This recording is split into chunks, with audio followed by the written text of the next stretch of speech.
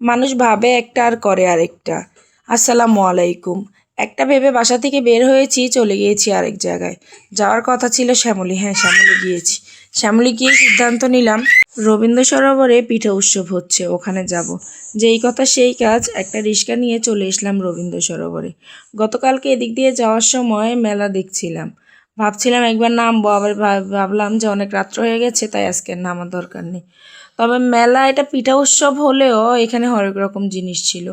আমি আনকমন তেমন কিছু দেখতে পাইনি, মোটামুটি দু একটা আইটেম দেখতে পেয়েছিলাম। আর সাপ্তাহিক মেলে যেগুলো থাকে কসমেটিক্স, আদার্স জিনিস, ওগুলো আছে এখানে। আর ডিম পিঠা, এইসব পিঠা তো সবসময়ই থাকে। আর আমরা অনেক কিছুই খেয়েছিলাম, তবে এখানে প্রাইস অনেক বেশি।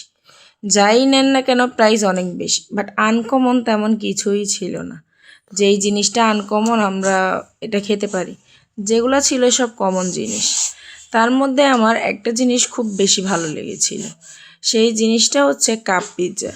কাপ পিৎজা আমি এই ফার্স্ট টাইম খেয়েছি, আমি আগে কখনো খাইনি। এই তো এটা সেই কাপ পিৎজা। এটা আসলেই খেতে পিৎজার মতোই ছিল, ভিতরে অনেক কিছুই দেয়া ছিল। তবে এটার প্রাইসও 60 টাকা ছিল, দাম অনুযায়ী মনে হয় ভালোই ছিল।